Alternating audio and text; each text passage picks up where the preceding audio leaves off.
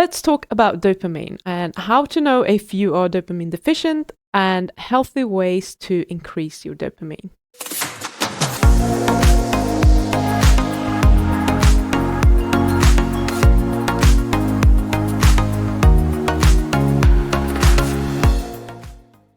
Welcome to episode number 60 of Life Without Cravings. First of all, how do you even know if you're dopamine deficient? So some of the most common signs and symptoms that you will experience if you're dopamine deficient is that you will just have a lack of enthusiasm for life in general. Everything will feel a little bit boring, a little bit blue, and you will just be generally unmotivated to do anything.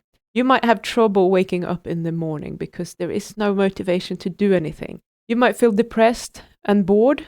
And you might experience cold intolerance and have cold fingers and hands. If you're someone who is very impulsive, that could also be another sign that you are dopamine deficient. Low sex drive could be another one, or mental or physical fatigue.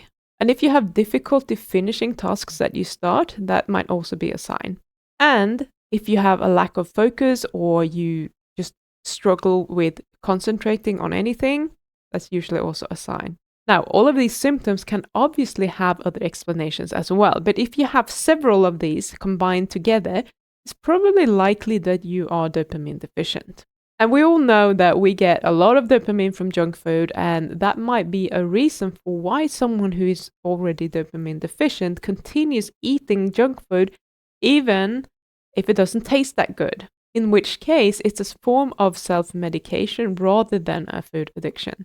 So if you are then cutting out the junk food, you will probably get an increase in any of the symptoms of dopamine deficiency and strong compulsion to go back, because that will temporarily fix the problem.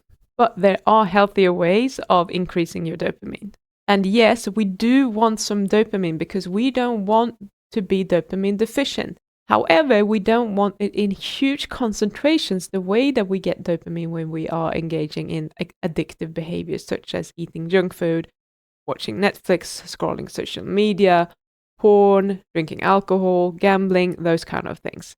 That's not what we're talking about. We're talking about healthy ways of increasing dopamine, because dopamine is our motivation to do anything. It sort of bridges this gap between our expectations and our experience. So if the experience exceeds our expectations, we will get a huge release of dopamine. It will feel really good because this was better than we thought that it was going to be. On the downside, if it's not living up to the expectations, dopamine will go down, or we will not have as much of a dopamine release, and we will be disappointed, and we will teach ourselves that this was not a good thing. And that's exactly how we learn that junk food is great, because we get a huge whack of dopamine. So it must mean that these foods exceeds our expectations, and that's why we want to do it over and over again. However, since you will experience less and less of that dopamine over time, junk food will start to not live up to the expectations, and you will never be satisfied after eating it again. And that's how you get hooked on these things, because you are seeking that dopamine hit that you didn't get. It didn't live up to your expectations. So the lesson is that we want dopamine to keep us motivated to do things that are good for us.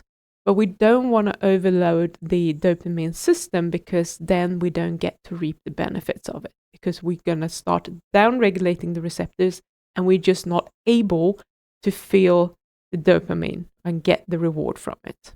So here are 8 things that you can do to increase your dopamine in a healthy way.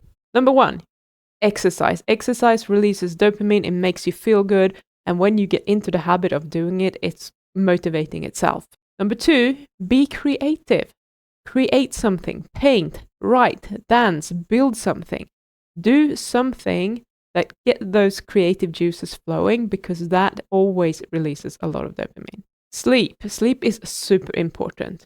When you sleep enough, you will have less cortisol. This is just one of the reasons. Cortisol is one of the hormones that reduces dopamine. So you want to get rid of it. You want to lower cortisol as much as possible to reap the benefits of the dopamine. Number 4, meditate. Number 5, listen to music. Number 6, make lists of things. Even if you're not a list person, just write down 5 simple things or 3 simple things that you want to achieve today, so that you get to tick them off one by one. Every time you tick them off, you will get a little bit of a dopamine release, and it feels like you have accomplished something. Number 7, build momentum. With this, I mean what I always talk about. Take baby steps every single day. Keep being consistent. Keep working towards your goal and keep taking action, even if it's tiny. And number 8, one of my favorites, cold showers. You don't have to do anything but stand in the shower and being cold for a little bit. And you don't even have to stand there for that long. And another cool fact about delayed gratification that I wanted to mention as well is that the dopamine response you get is correlated to how long you have to wait for it. 5 minutes give you a little bit of dopamine, 5 weeks give you a lot of dopamine. So keep this in mind when you're working towards a goal. If the goal takes time to achieve, you are going to get your reward. And if you feel like you are having trouble with regulating your dopamine, you just go to junk food all the time, you have no motivation to actually do something about it, but you want it desperately, reach out to me, go to the link in the description, book in for a free consult with me and talk to me, and we can see if I can help you get there. That was all I had for you today, and I will see you again next week. Bye.